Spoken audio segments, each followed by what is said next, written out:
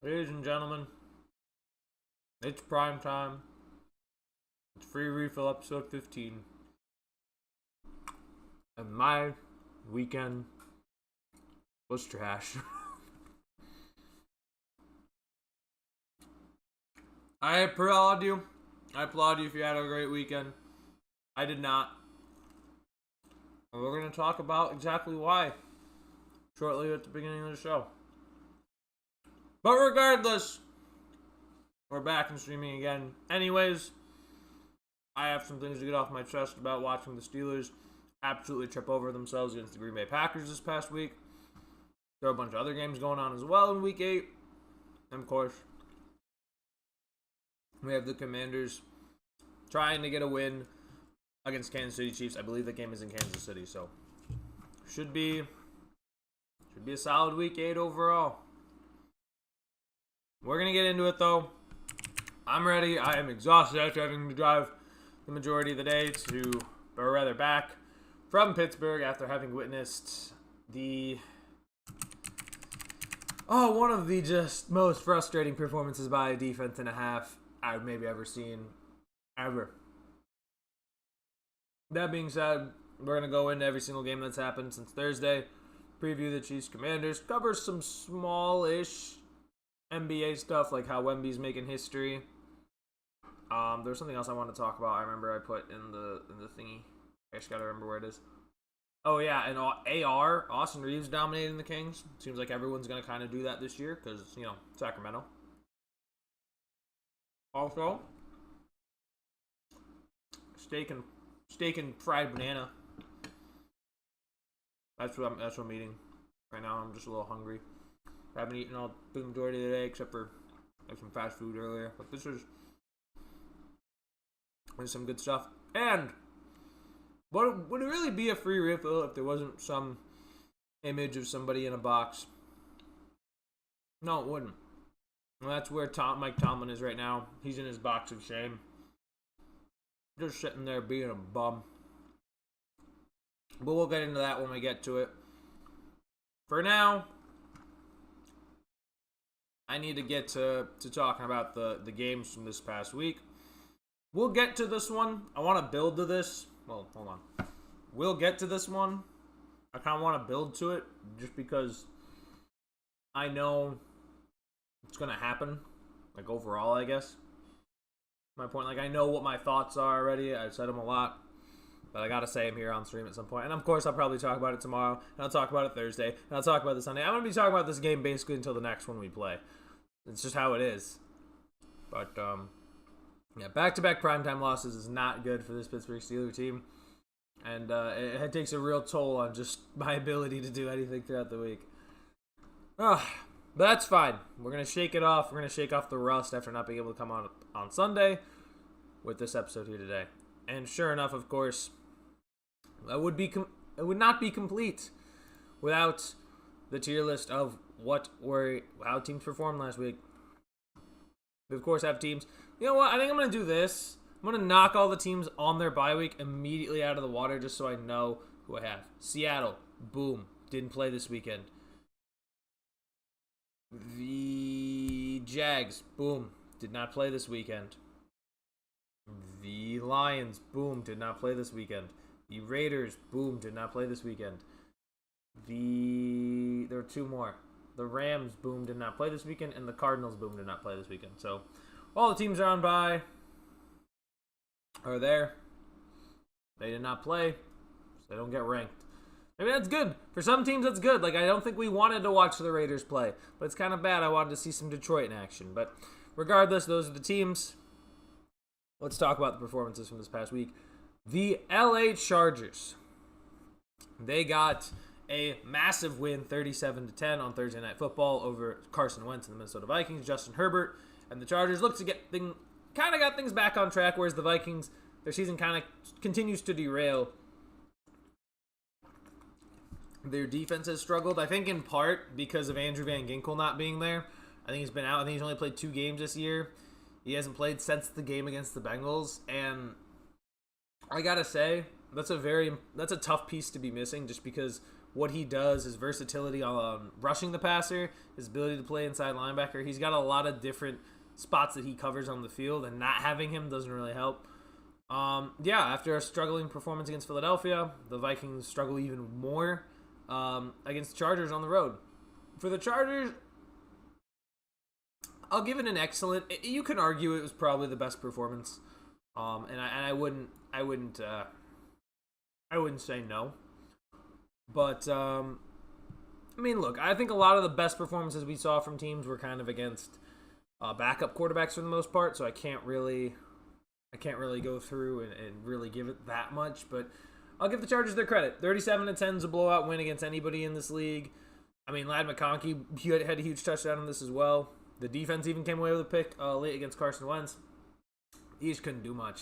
And I think the reality is right now for the Vikings that they're kind of chopped. I mean, the reality is when you look at the Minnesota Vikings, and more importantly when you look at their schedule, right?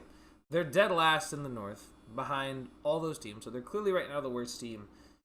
And I mean, what's their impressive victory? They don't really have an impressive win. They got to play the Packers still twice on here. Baltimore's on this list. Chicago, they'll have to play again, even though they did win. Like I see Lions later. The Lions left to play. Did they even play the Lions once? Oh my gosh, they got to play the Lions twice. Like, I think it's done if you're Minnesota. Whether you start McCarthy or you start Wentz, I don't think that changes anything. It's just, you see the problem, right? Like, Minnesota had Daniel Jones and Sam Darnold in the locker room. That's been talked about multiple times, and they didn't keep either one. And now both those quarterbacks are playing at least, I think both are really playing at Pro Bowl levels, and it just shows that you never really know what the best decision is. I think they felt obligated to go McCarthy because, I mean, you drafted him for that. You drafted McCarthy to be the guy moving forward.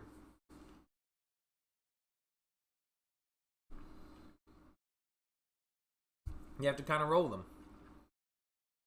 As for the Vikings,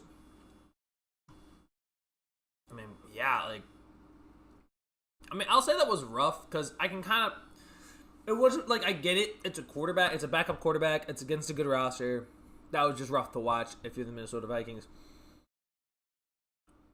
I have someone special in mind for that bottom slot. I think you can kind of already tell who it is based on, because it was not good. I don't see it getting better. I think for Minnesota, so they're in a tough spot moving forward. Other 1:00 games. Let's go Philly. I thought it was decent. I still think they need some work. They beat the Giants. I thought they were going to. I didn't buy in that the Giants could sweep them. If it's too tall a task to ask.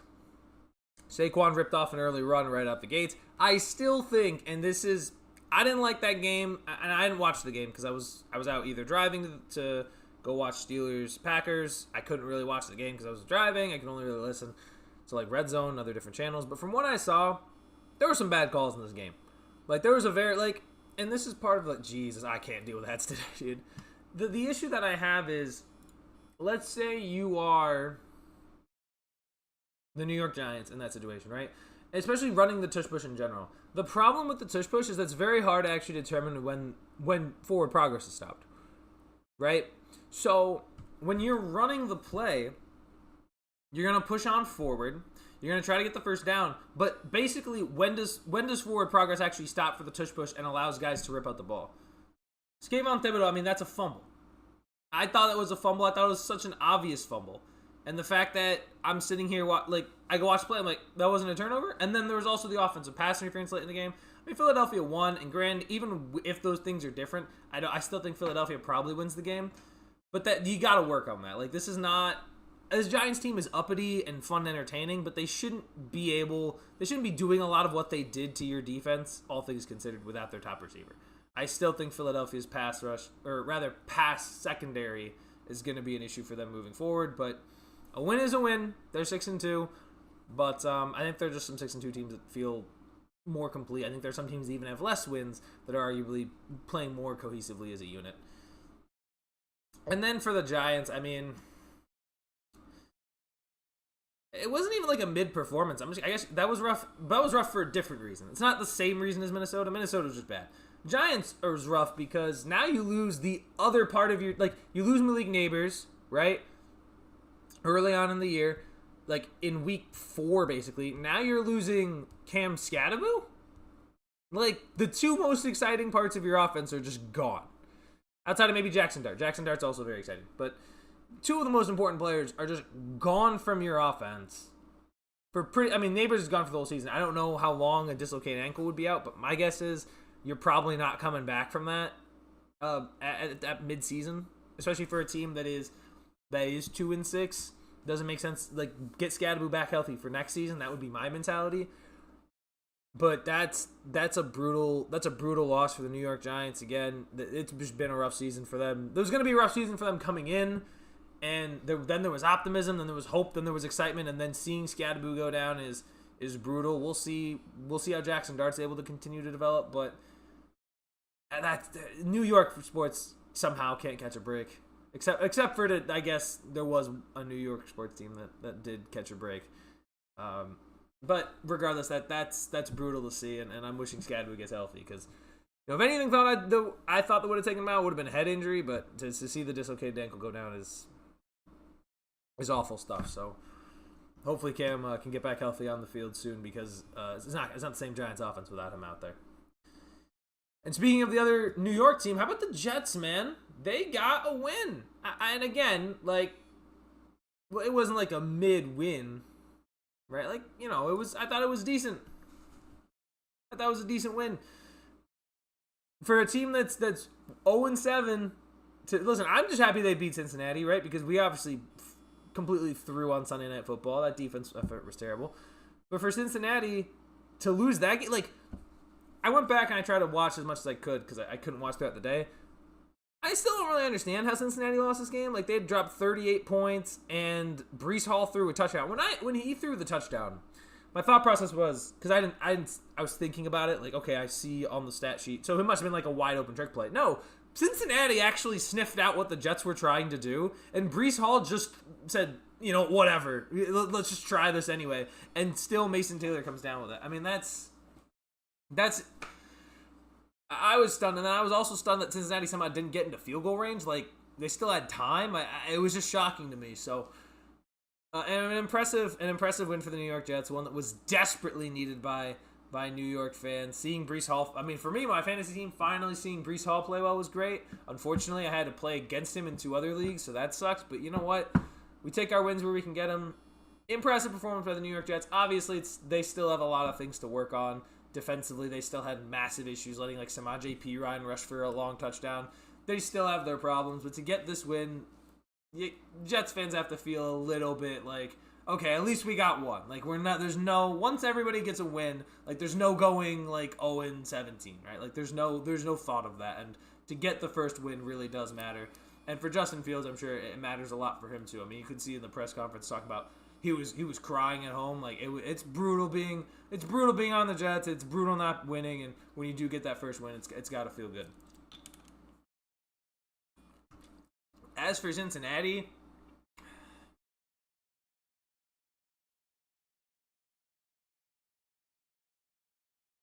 I mean, this isn't even really mid and lost. It was just mid and lost. It's not even but. You just weren't like. Because it's better than it was rough. I think the rough part is the defensive performance. But Joe Flacco continues to prove they can, with Joe Flacco, they can have some offense and hold the ship. This was not a game you wanted to drop if you're Cincinnati. Like, in the same way where it felt like Pittsburgh going in on Thursday night to a Cincinnati team with no momentum, that should have been like a freebie. This also feels like it probably should have been a freebie, all things considered, and it just wasn't. I think Joe could hold the ship reasonably, and I think the issue is when I see this game, I'm thinking Joe can hold the ship, but the reality is he's only going to hold the ship enough to where when Burrow comes back, everything has to go on without a hitch. Like, you have to be perfect once Burrow comes back, and I just don't see that as happening with Cincinnati. I think they'll be right there, like, towards the end, they'll still have a shot, but if everything doesn't fall like dominoes perfectly into place, when Burrow comes back, I think Cincinnati's, to put it simply, screwed.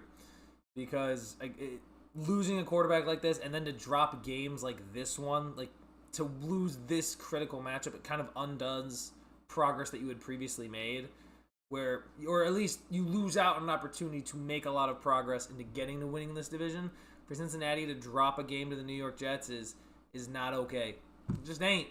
It ain't good, and it's not okay. I'm gonna eat steak while I ponder my thoughts.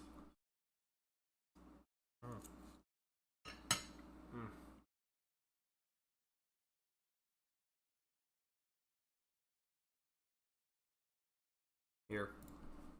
Full screen steak chewing.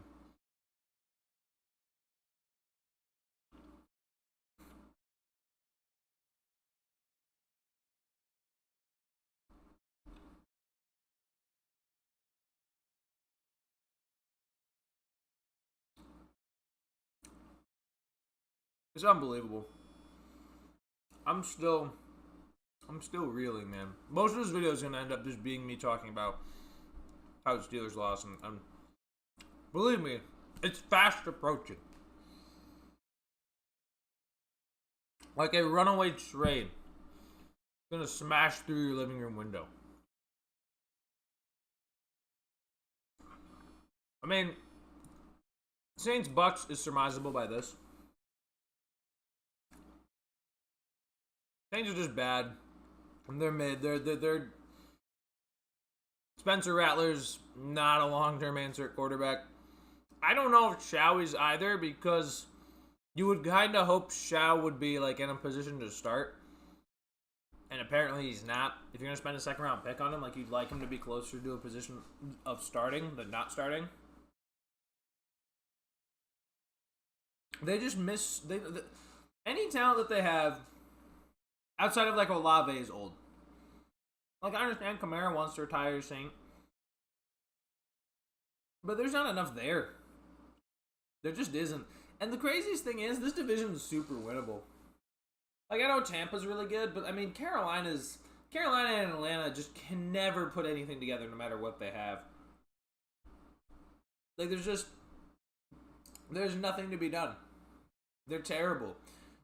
And if you're New Orleans, New Orleans, for the most part, for the majority of when I really emphasized watching football, it was kind of a switching, like, the Saints, Falcons, and Panthers kind of all collectively ran that division. Like, they all kind of they'd swap out who won it basically every year. Now it's Tampa's division, right? And there's no challenge whatsoever. There's no challenge from Carolina. Atlanta, there's definitely no challenge. And then, like, it's they all feel like kind of jokes right now. And the only thing that was keeping these franchises not jokes was their quarterback. When the Panthers had Cam, when the Saints had Drew Brees, and when the Falcons had Matt Ryan, they were not nearly as upsetting, I guess, is my point. But it kind of feels just that whole division. And by the way, let's talk about that. Let's throw Atlanta into what did I just watch as well. And Miami, Miami played excellent. Miami went in. Tua apparently needs to start wearing an eye patch because he had a swollen eye coming into this game, and he threw his first touchdown in the first quarter in like 13 games, which is crazy. Which is a crazy stat to even think about. And now, if you're like, let's say you're Atlanta.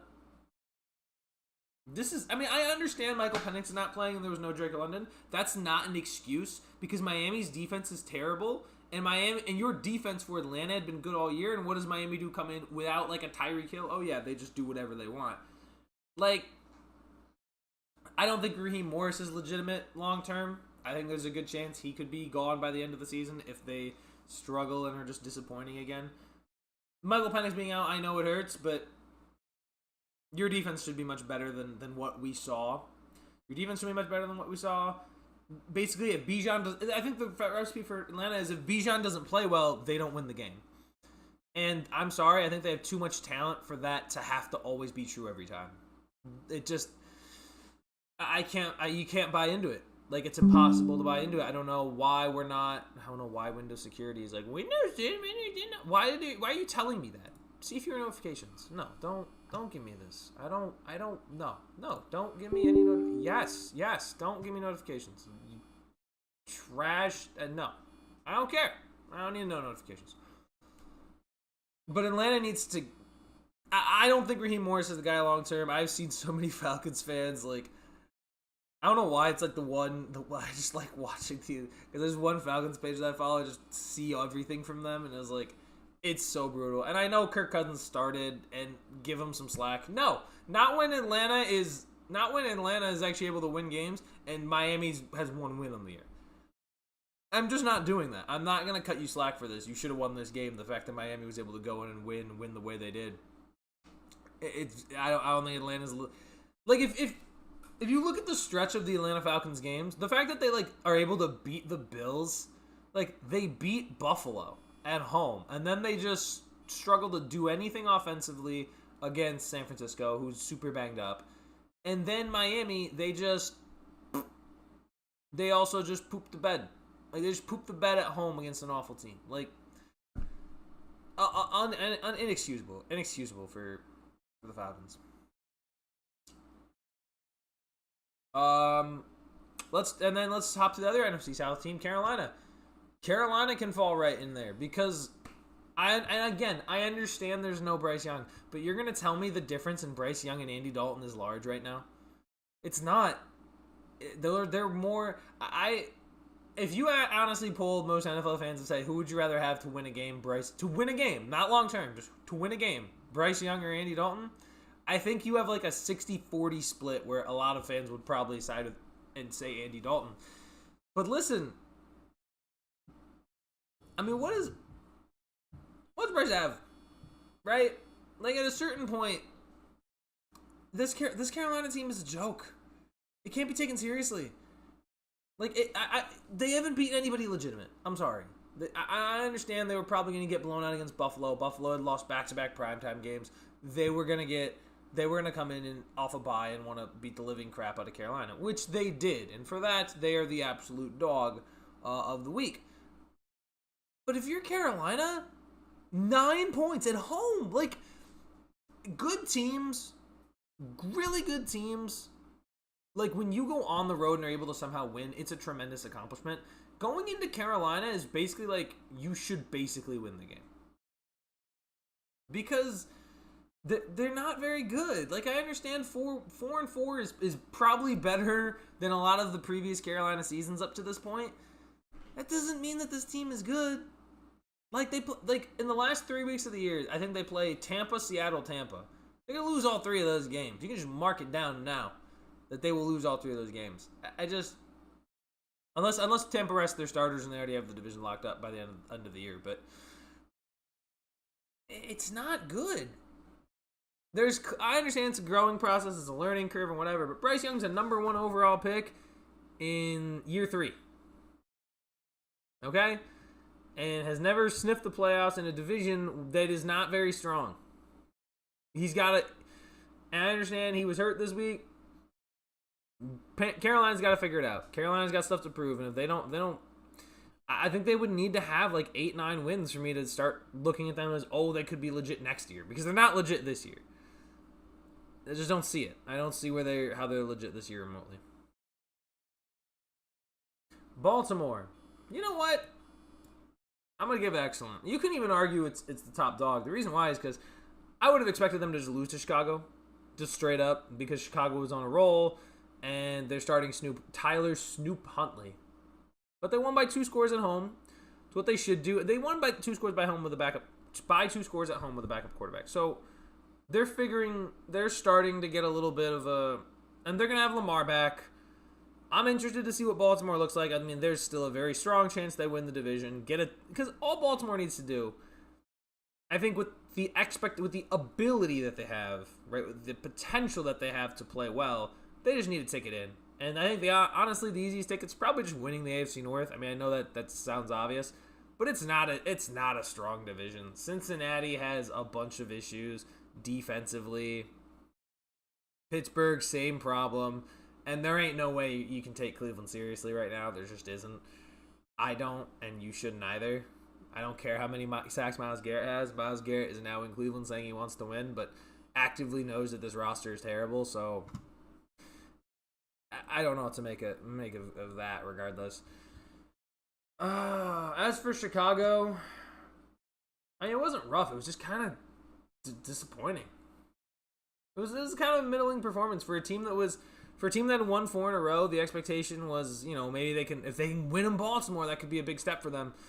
They didn't, and they didn't really look even like, they didn't feel like a team that even had a shot to win the game as the game went on. I don't know. I don't buy that. I don't buy into Chicago fully yet. I think they're again, very similar to Carolina. There's a team that's growing and has growing pains and we'll figure it out. The only reason I like Chicago more right now is because I like their coach more. I like where Ben Johnson is and where he is developing Caleb Williams as opposed to Dave Canales and where he is developing Bryce Young.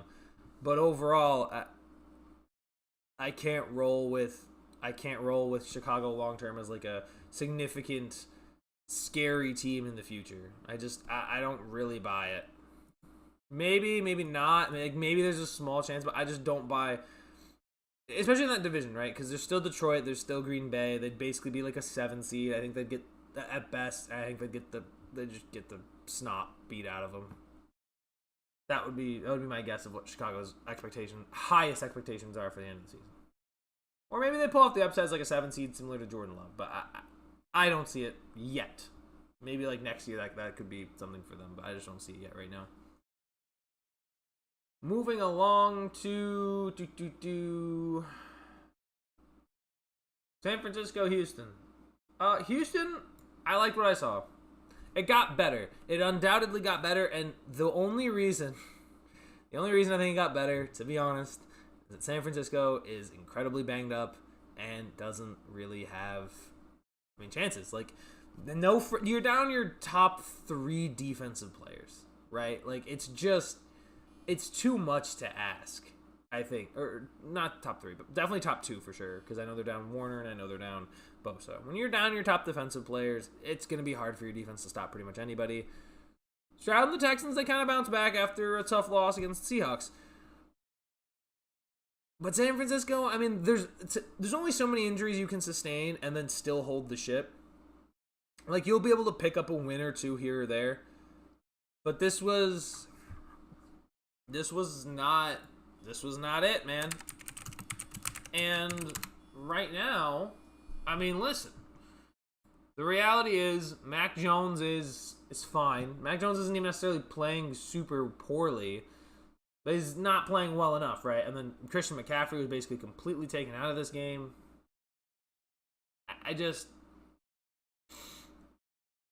You don't have enough pieces offensively that are healthy. You don't have defense. Your defense is not healthy at all.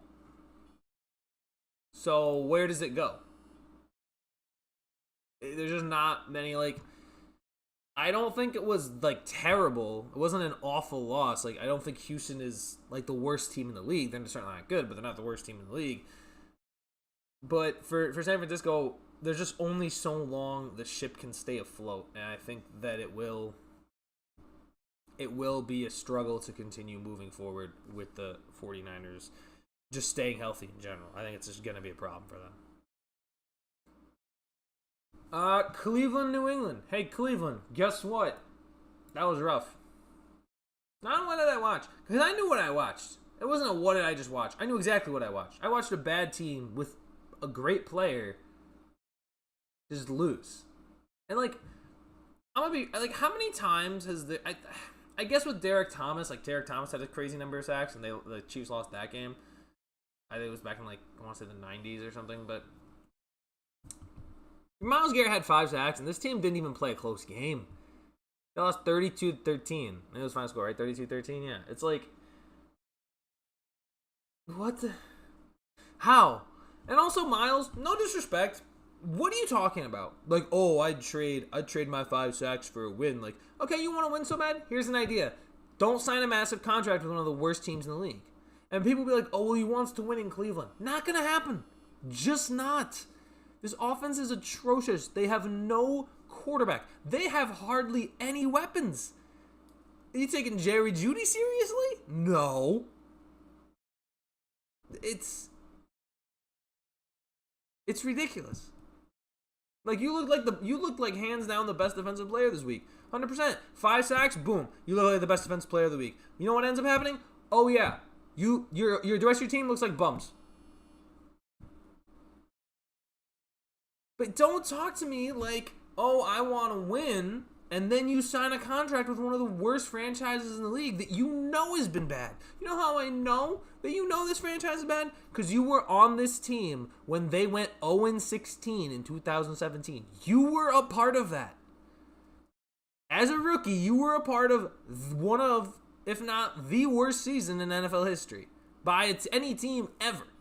And yet, you're like, yeah, I want to win. With who? With who, man? Who? What quarterback? Jay is in the chat. What is up, Jay? Glad to see you safe and sound. I'm sure you're driving home with some emotional songs on the Immaculate Reception call loop. It was brutal. I gotta say, it was my first game that I went to where the team I was rooting for lost. And that's across all sports. So it was tough. It was a tough one, especially because the drive there is long. It's like 5 hours, 45 minutes, usually like 6 hours because we usually like probably gonna stop for food and bathrooms and stuff. And to lose that game, I don't have words, and I'm gonna get to it. You're gonna witness a crash out of the century, man. Because here's the thing, right? When I'm at home, it's much easier for me to just crash out, right? But when I'm there, it's like there are like people here. I gotta be a little normal. I gotta be humble, but I don't want to be like I call it like I see it, man. What I saw, I don't even know. So, but it was tough. It was a tough. You know what? I'm glad though. When we got there, we decided to walk. Which, like, by the way, it wasn't like we weren't like right next to the stadium. It was like a good like 3. No, it wasn't 3 miles, but it was like an hour. Maybe it was 3 miles because it would have been like an hour long walk across the city, which was cool. We had to see some cool parts of Pittsburgh overall. There's I don't know if you've been. There's a place called the Frick Building, which is just funny to me. So I took a picture of that. You can't crash out live unless you want security in your business. Yeah, that's true. Can't be crashing out. Can't be crashing out live in public. But I am gonna crash out here. I'm gonna crash out in the sake of my own home. But it was I'll get into all this stuff because I got a lot to say about that game. So I'm gonna speedrun just grading this. New England was, I'll say, decent, but needs some work just because allowing 5 sacks to one player. I understand it's Myles Garrett, but you got to make sure you keep Drake May protected because against teams that can actually score offensively, that is a little scary. That bridge is cool. Yeah, the bridge to actually cross across is pretty sick. I got a few pictures of it. I might post them. I might not. We'll see. But walking across the bridge is really cool. Coming around the Pirates field is also cool with the statue of Roberto Clemente. Is pretty sick as well. Just having that sit there, that was pretty cool.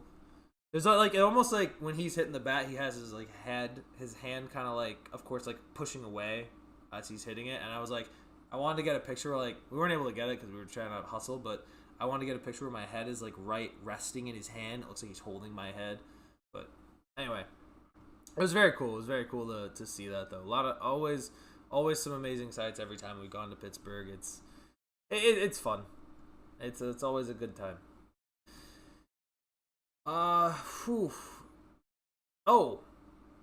Denver, Dallas. I couldn't watch this one. I kind of got caught like glimpses of it on the TV. Dallas doesn't have a good defense, number one, and number two is also kind of just not. They struggled in Denver, undoubtedly, and I kind of had the feeling they would going in just because Denver had struggled in like the first few halves against teams and had gotten into bad positions, and they were gonna. I had a feeling Sean Payton was gonna come in and say we're not gonna allow that to happen. Dallas's defense is a mess. Defensive coordinator's Matt Eberflus, who just struggled in Chicago and now is struggling in Dallas. This was an excellent performance by Denver. Arguably could have been one of the top dogs as well. even more so than Buffalo. In fact, I'll probably put them up there. And the reason why I say that, well, I'll change this too, is, Buffalo put up 40 and gave up less than 10, so which was impressive. But Denver put up 40 and did that against the Dallas starters, and then also made Dak struggle as well. Like, the whole Dallas Cowboys offense just could never really fully get into rhythm. So I give a lot of credit to Denver there. As for Dallas, I mean, dude, that's just not what you want to see. It's a tough loss because, again, Philly just looks to be running away with this thing, right? I mean, they're 6-2 right now. Dallas just gets another loss. Commanders are going to have a tough time beating the Chiefs with Mariota at quarterback.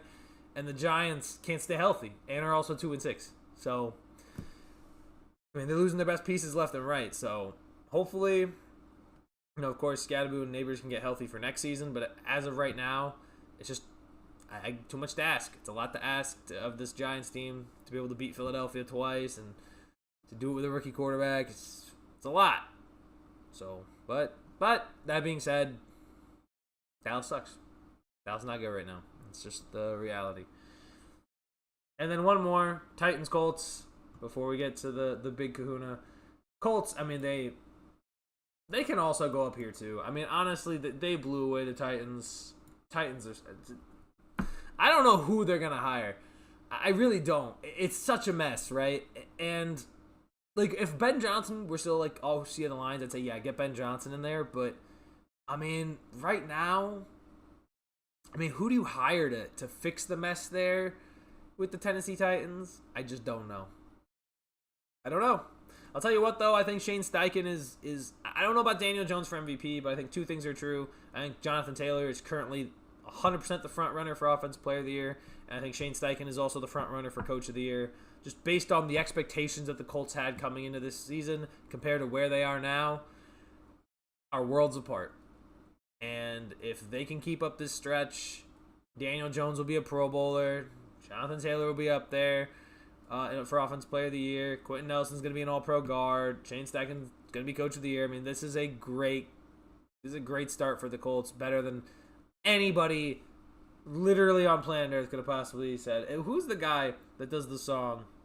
I don't remember his name, but I know he does the song. He's always going, "This is our Colts. This is our team.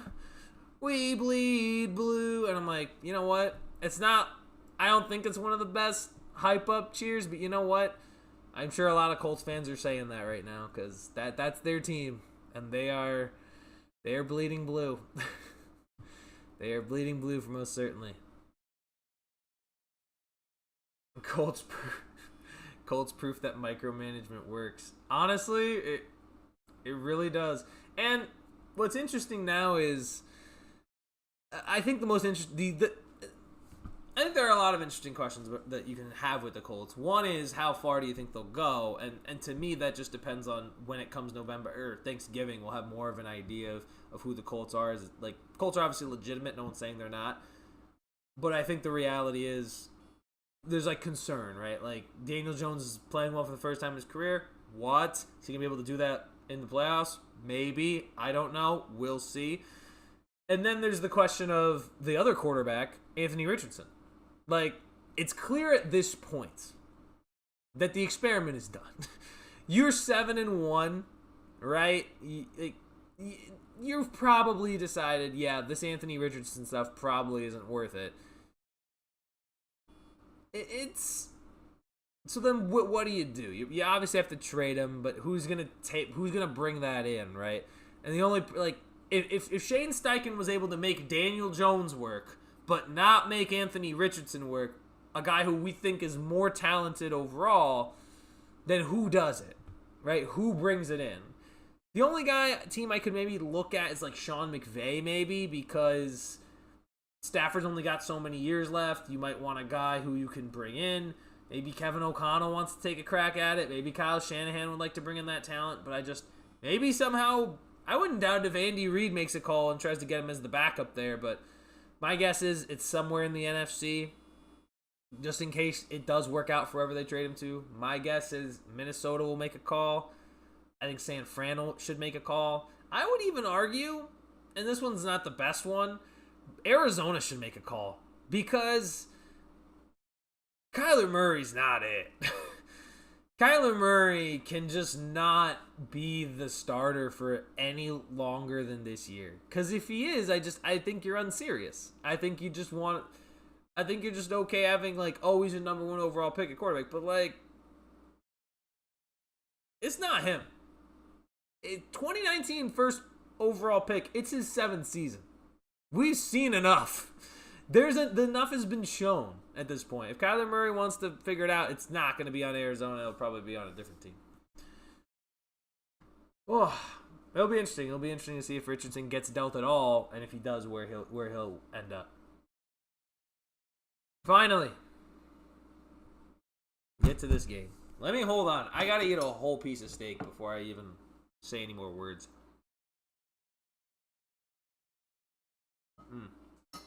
Oh my gosh.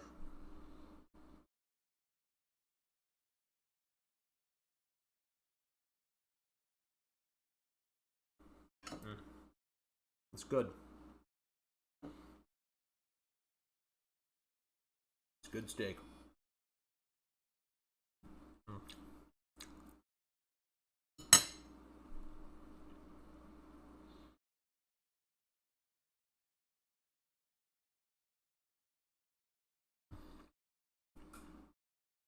Okay, Green Bay.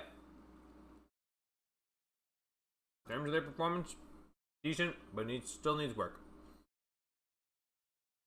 The reason why I say this is because their run game was stifled last night. Say what you will. The run game was struggling a lot in this game for Green Bay. Whether it was Jacobs or Wilson, neither one could really consistently get traction throughout the rest of the game. Their defense still gave up 25 points. They got to clean some stuff up on the back end. But overall, you have to feel very good about Jordan Love if you're a Green Bay fan. You have to feel amazing about Tucker Kraft.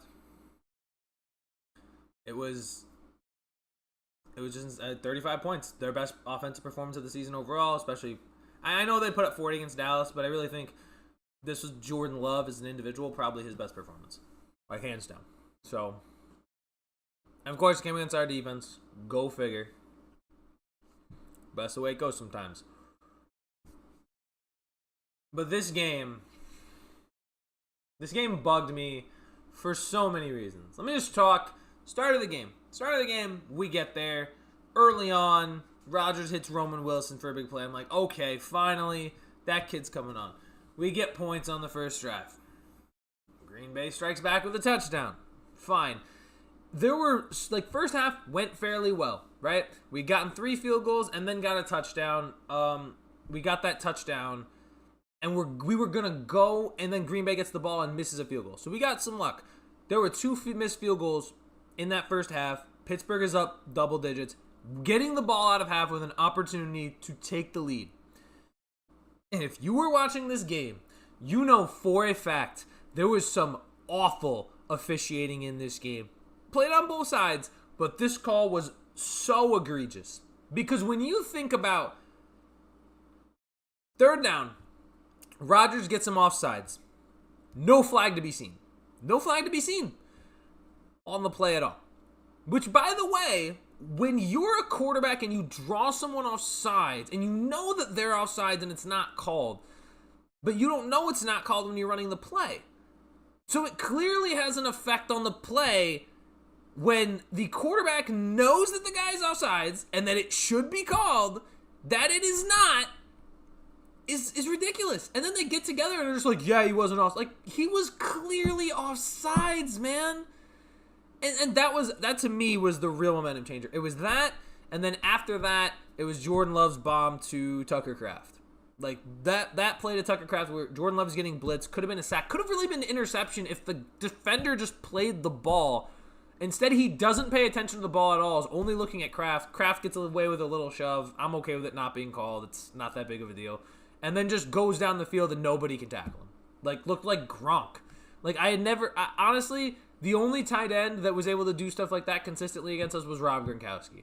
Like, it was so brutal to watch. It reminded me, I don't know if y'all remember, like, 2015, week 1, the Patriots were coming off their Super Bowl against Seattle, and Gronk had 3 touchdowns, and it was just, like, wide open on so many plays. I was like, the best player on the field decided not to cover him.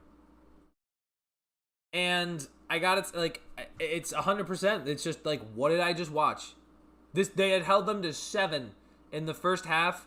They gave up 28 in the fourth quarter, or not the fourth quarter, in the second half.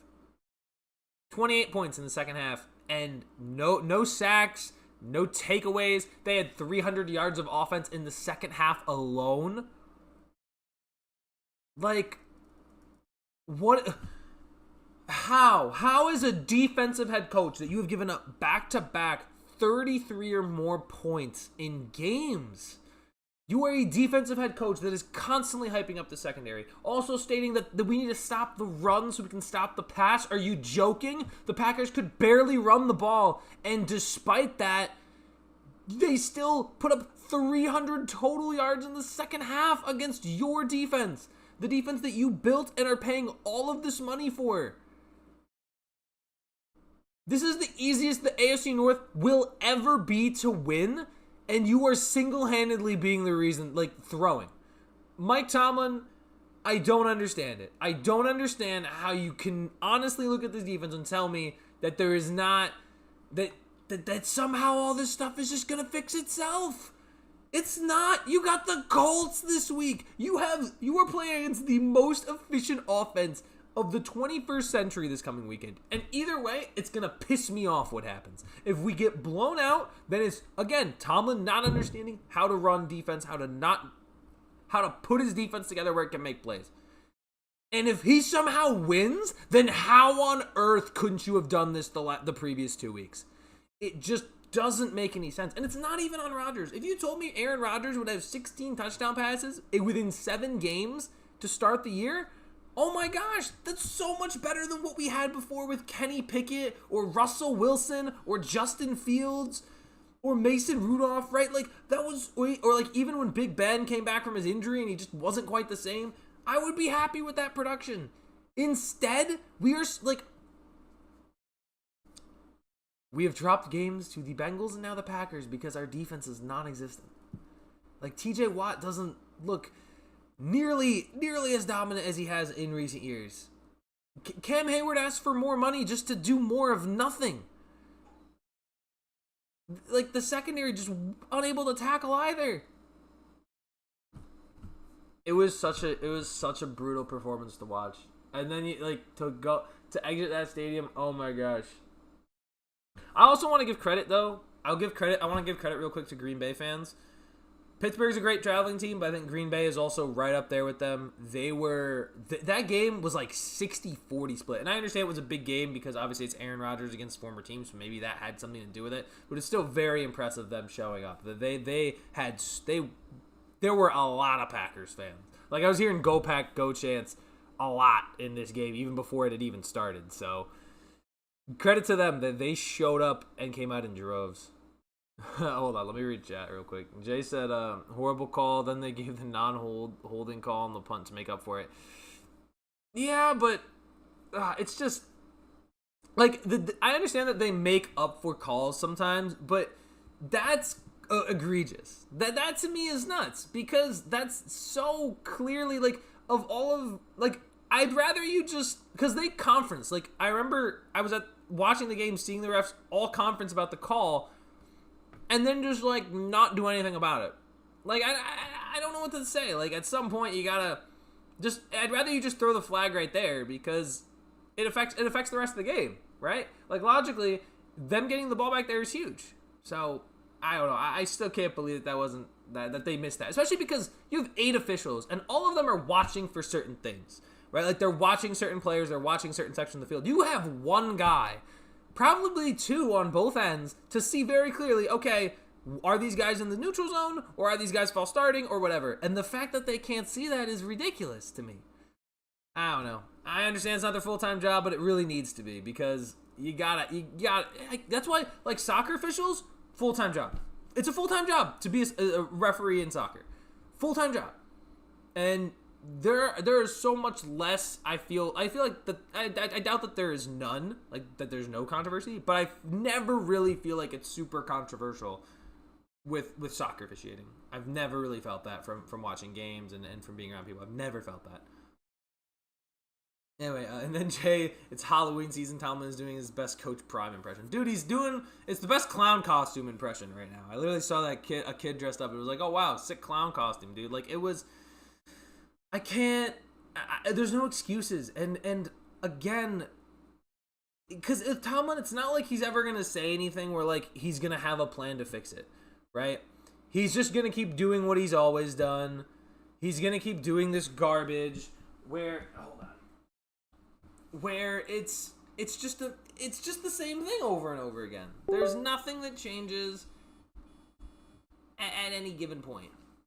And it's gonna be the same kind of like he's gonna give some quote that people are gonna be like, oh my god, it's a Tomlinism. No, dude, it's a guy who is feigning that he knows what he's doing. I'm sorry, but Tomlin is so, and I was thinking about it generally, the difference between him and many other coaches. He's so talent dependent. It's a talent-dependent thing. He's dependent on the talent of the players on his roster rather than being able to draw up schemes and make those players better. Like, and that's why I don't want to, like, trade our players. I hate, because, like, look at George Pickens is one of the excellent example this year. Talented guy goes to Dallas, figures it out, and they're able to utilize him in the scheme. But the issue now is this is now a defensive problem. Where now your guys are not maybe older on the defense side of the ball and aren't always able to make the talent level plays. But dude,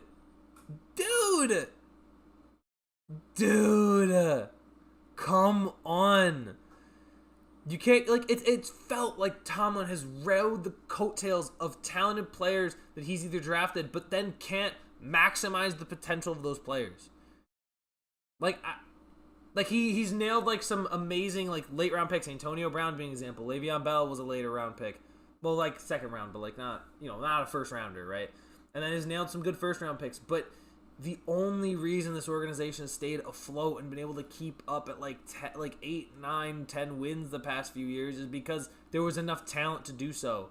But when you're not scheming up good defensive blitzes and rushes, and you're not scheming good, clever ways to get the ball moving offensively, you end up having to rely on the talent you have, and you get exposed because, like, that's probably going to happen when they play the Colts. The Colts are talented, but they also scheme up good plays well. They draw up plays well. Like, Jonathan Taylor is talented, but they draw up good runs for him. Michael Pittman's a good receiver, but they draw better routes for him. Like they especially like a guy like Alec Pierce. Alec Pierce is used so well on deep ball throws for the Colts. Like they understand how to utilize their players and where to put them so they can succeed. Tomlin has not done that in so long, and honestly, maybe ever. It's just not. It's not helping. And at some point, there has to be pressure from the organization to say, "Look, Tomlin, you have to do something this year. We are expecting a deep playoff run, or else you are gone, because it is the same crap every year, and because this organization does not want change, they won't change. They don't like change, so they won't change, and that means they'll just keep having Tomlin until Tomlin basically has to like win 3 games in a season to ever get fired, right? He could probably get away with winning 4 or 5 games in a season, he'd be fine, right? But it's such a ridiculous statement how the media constantly defends him about, oh, he's had all this winning seasons. It doesn't matter. It means nothing. You should be way better than you are, especially when you consider what division you've been in for years. With Cincinnati struggling for years, finding a decent quarterback better than Dalton. For Cleveland being absolute garbage, right? You have to be better than this. And, like, Tomlin, of all the coaches by far, people think his playoff resume is good just because he has a Super Bowl. He's lost to Tebow, to Blake Bortles, to Baker Mayfield. Like Browns Baker Mayfield. I'm talking Browns Baker Mayfield. Not like Tampa Baker Mayfield. No, Browns Baker Mayfield. It's just, he's lost to David Garrard. Like, it's just not, and that was his rookie season as head coach. Like, it's just not, it's not good. And it's just bad. And there's no excuse, man. You gotta be better than this. Anyway, Aaron Rodgers is in the chat. Hey, Aaron, how you doing? Aaron Rodgers says, blank those refs. Half of them sell insurance in the offseason. The other half are gym teachers. Horrible officiating. Proud of Love. He learned from me, so technically I won. That is fair. Aaron did teach Love. He taught him everything he knows. He's the big man on campus now in Green Bay. But Packers won. The game is over. That is as much as I can get out of it. It's just I can't. And like again, now they're gonna play the Colts, and you know what? My reaction will be the same. I will be mad about something. Even if we win, I'll be mad. Like, really? You can beat the Colts, but you can't beat Cincinnati? You can't beat Green Bay after having extra 3 days of rest after a Thursday night football game? Like, especially after being up 19-7 at half? Like, what? What? It's insanity to me. So, next week's another week, I guess. We'll find out how it goes. But my gosh, and I'm probably gonna talk about all this stuff tomorrow too, so you can see me crash out even more. And the craziest thing is that because Taft's going to be there, he's going to rage bait the hell out of me. So you'll get to see that. Lastly, in about 18 minutes, the Commanders and the Chiefs are going to face off. I'll just put them in bye week because they haven't played yet. But gosh, this is going to be a blowout, right? I mean, is Marcus Mariota is starting. I don't think Debo or McLaurin are playing, although I can double check real quick. Hang on. Let's see. Commanders depth chart. Oh, on a related note, well, I guess a related note, this is football. Breece Hall actually looked good for once. And you know what's crazy? Breece Hall for the first time looked good since week 1 on my one fantasy team where I have him. And then, of course, he does that the week I am playing him in the other 2 leagues I'm in. Like, this fantasy football season hates me, bro. It hates me with a passion. Okay, the receivers are playing. McLaurin and Debo, I believe, are active for this game.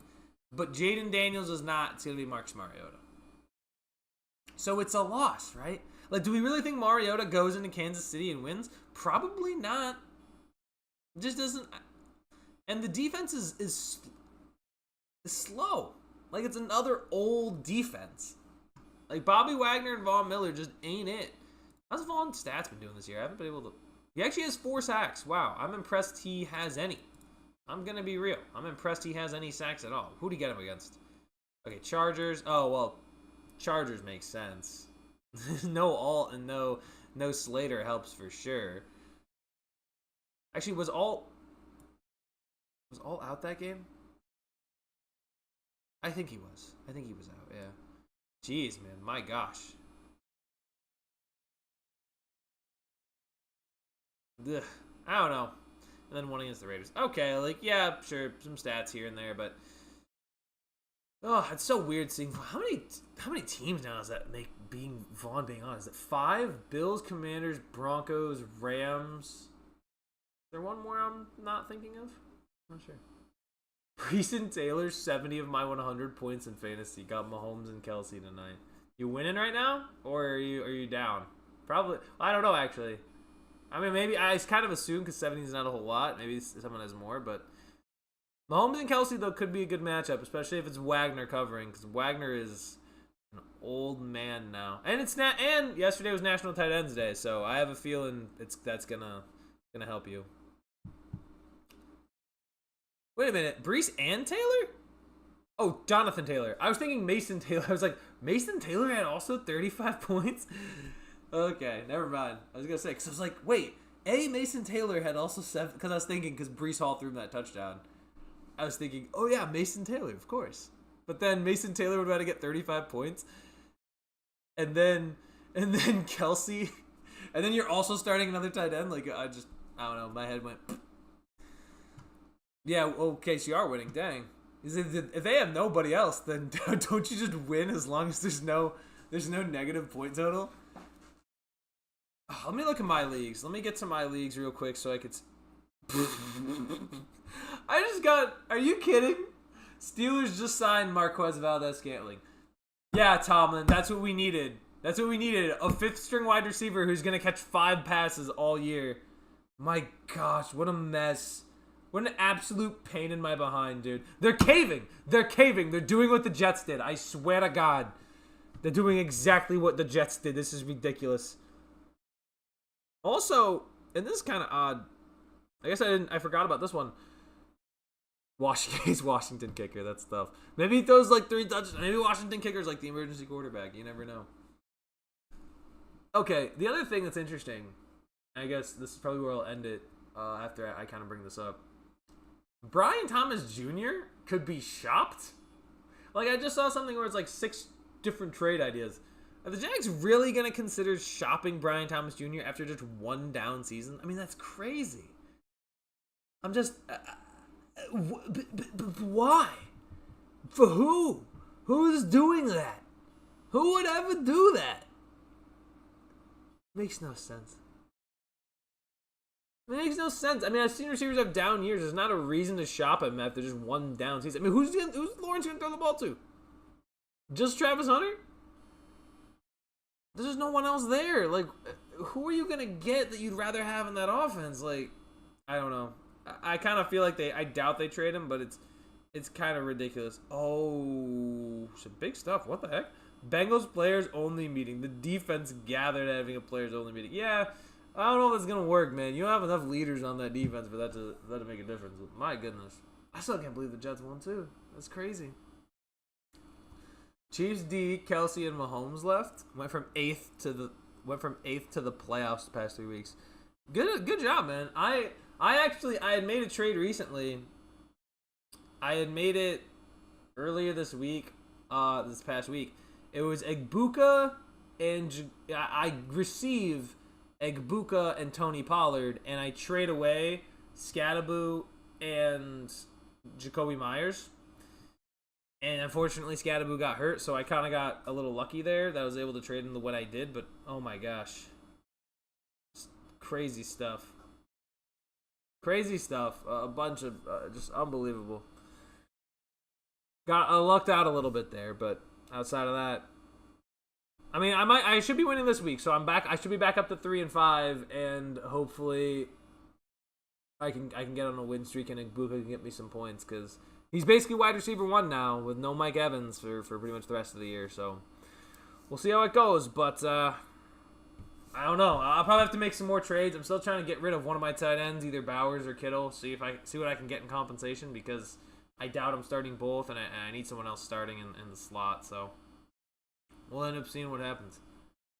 And Nick Mangold. Oh, you just remind me of Nick Mangold. That was like shocking. I got one of my friends reported on it before I even saw any articles for it. Like he had told me about it. But he was an unbelievable beast, man. He also like I think he had kidney disease pretty much the majority of his NFL career. Like, he had something going on with his kidney, so he was still playing through the majority of his career. And on top of that, Nick was, like, always playing through some sort of injury. Like, I always feel like he was constantly hurt, but he would still go out there and play for the Jets. One of the bright spots of the Jets' history this past century. So rest in peace to a great man and a legend for the New York Jets. It was shocking. I was shocked too because I was in the car on the way there when I got the text that it happened, and it was that's probably why the Jets won. Nick Mangold was there. Nick Mangold was there on the field making sure the Jets got their first win of the year. So I believe that's got to be the reason.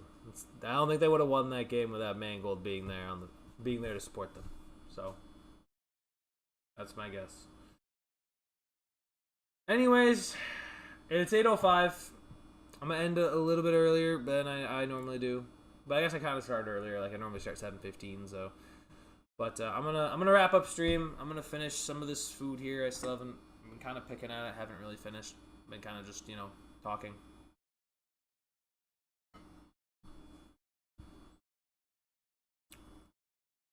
A week after posting that he needed it. Oh my gosh, jeez. Yeah, I'm surprised he hadn't. Yeah, I guess I may have been because I heard it was complications, but I don't know if he had gotten a kidney or not, or what had happened there. But Mangold, you will be missed and beloved. You are a beloved, great man, and gone too soon at 41. Jeez, man. It's like every week. It's every week there's someone new that passes. It's awful, man. Like this week it was in Mangold. The week before it was Daniel Naroditsky. Like it's every week some legend of some community that I'm familiar with just passes, and people dying every day, man. It's brutal. But I'm gonna log off. I'm gonna end the stream. I'll see you guys tomorrow though for when Taff and I should be coming on. We'll see what time. Just be on the lookout anytime between 6 and 7:30, and we should be on. And we should be talking sports again. And hopefully I can get back off the rockers. Hopefully I'll be more energized for that than I was for this. This was a tough one to do after so fresh off that awful performance, but I never stop rooting for him, but I gotta have my critiques where it is, man. This team needs to get their shit together. I got nothing else for you today. But thank you guys for tuning in. If you liked it, give me a like. And as always, like, let me know what else. I want to do other things too. I got to think of some ideas. I got some stuff in the pipeline for what I want to do. Come the start of the end of the football season overall, and things I'm interested in. But thank you guys for watching. I will see you guys tomorrow, and I'm gonna take a huge bite of this steak and then really up close and